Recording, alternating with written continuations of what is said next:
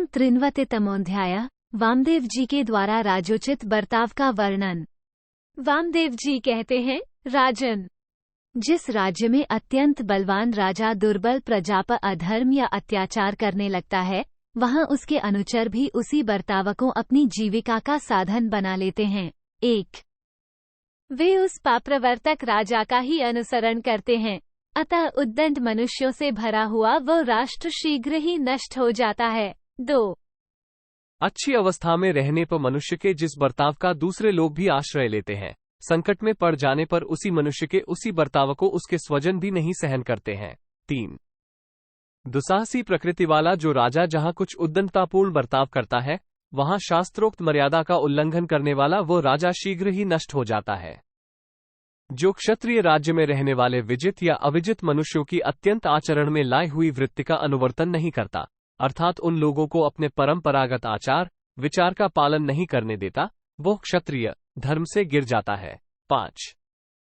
यदि कोई राजा पहले का उपकारी हो और किसी कारणवश वर्तमान काल में द्वेष करने लगा हो, तो उस समय जो भूपाल उसे युद्ध में बंदी बनाकर द्वेषवश उसका सम्मान नहीं करता, वो भी क्षत्रिय धर्म से गिर जाता है।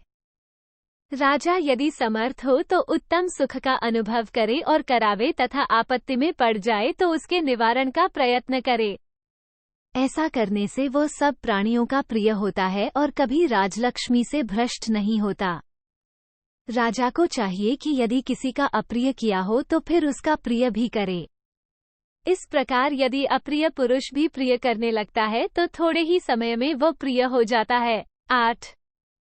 मिथ्या भाषण करना छोड़ दे, बिना याचना या प्रार्थना किए ही दूसरों का प्रिय करे। किसी कामना से, क्रोध से तथा द्वेष से भी धर्म का त्याग न करे। 9. विद्वान राजा छल कपट छोड़कर ही बर्ताव करे, सत्य को कभी न छोड़े। इंद्रिय संयम, धर्माचरण, सुशीलता, क्षत्रिय धर्म तथा प्रजा के हित का कभी परित्याग न करे। यदि कोई कुछ पूछे तो उसका उत्तर देने में संकोच न करे, बिना विचारे कोई बात मुंह से न निकाले, किसी काम में जल्दबाजी न करे और किसी की निंदा न करे। ऐसा बर्ताव करने से शत्रु भी अपने वश में हो जाता है। 10.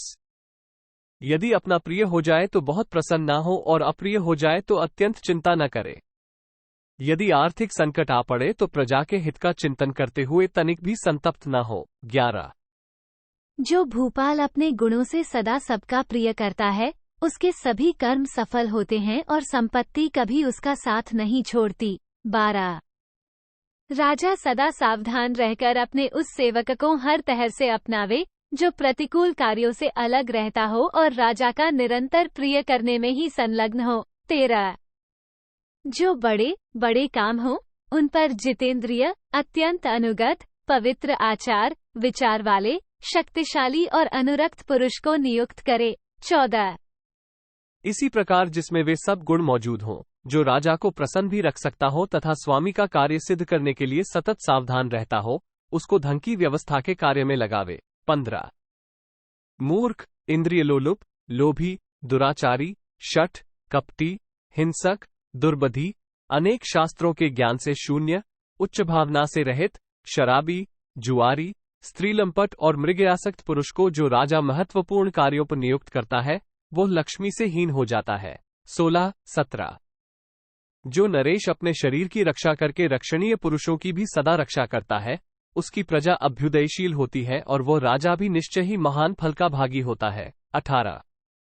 जो राजा अपने अप्रसिद्ध सुहृदों के द्वारा गुप्त रूप से समस्त भूपतियों की अवस्था का निरीक्षण कराता है, वो अपने इस बर्ताव के द्वारा सर्वश्रेष्ठ हो जाता है। 19. किसी बलवान शत्रु का अपकार करके हम दूर जाकर रहेंगे, ऐसा समझकर निश्चिंत नहीं होना चाहिए, क्योंकि जैसे बाज पक्षी झपट्टा मारता है, उसी प्रकार ये दूरस्थ शत्रु भी असावधानी की अवस्था में टूट पड़ते हैं। राजा अपने को दृढ़मूल, अपनी राजधानी को सुरक्षित करके विरोधी लोगों को दूर रखकर अपनी शक्ति को समझ ले, फिर अपने से दुर्बल शत्रु पर ही आक्रमण करे। जो अपने से प्रबल हों, उन पर आक्रमण न करे। 21. पराक्रम से इस पृथ्वी को प्राप्त करके धर्मप्रायण राजा अपनी प्रजा का धर्मपूर्वक पालन करे तथा युद्ध में शत्रुओं का संहार कर डाले। 22. राजन, इसके सभी पदार्थ अंत में नष्ट होने वाले हैं, यहाँ कोई भी वस्तु निरोग या अविनाशी नहीं है।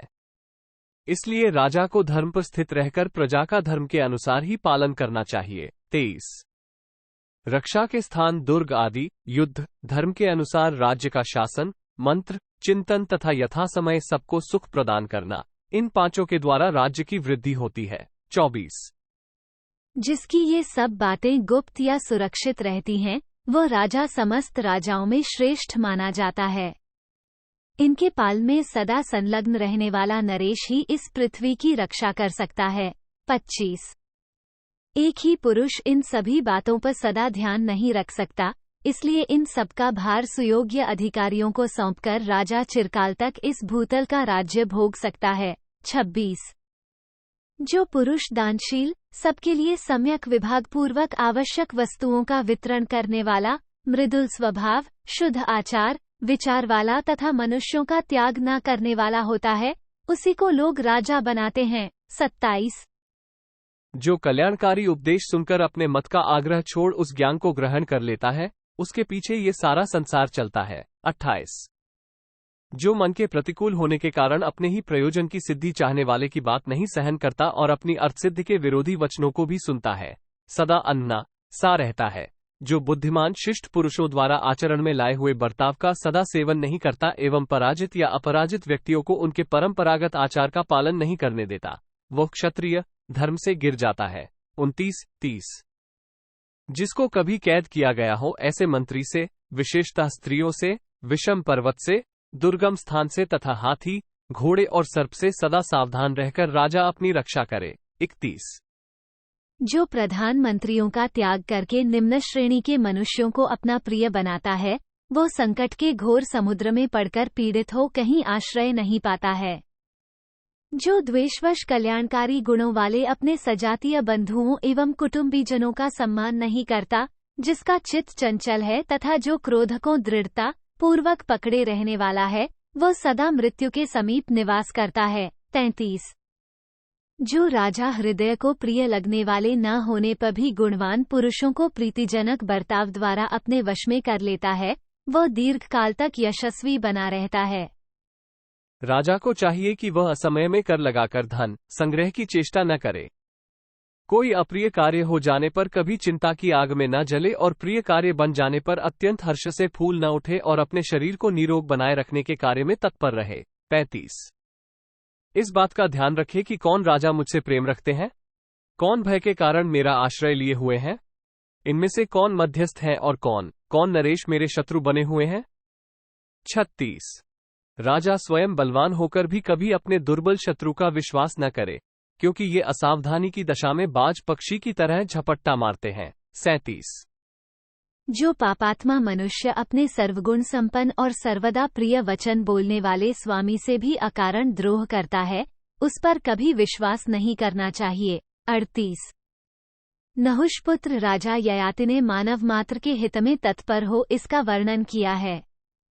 जो इसमें निष्ठा रखकर इसके अनुसार चलता है, वो बड़े बड़े शत्रुओं का विनाश कर डालता है। 39 इति श्री महाभारते शांति पर्वणि राजधर्मानुशासन पर्वणि वामदेव गीतासु 93तमोऽध्यायः 93 इस प्रकार श्री महाभारत शांति पर्व के अंतर्गत राजधर्मानुशासन पर्व में वामदेव गीता विषयक 93वां अध्याय पूरा हुआ। 93 दाक्षिणात्य अधिक पाठ का एक श्लोक मिलाकर कुल 40 श्लोक हैं।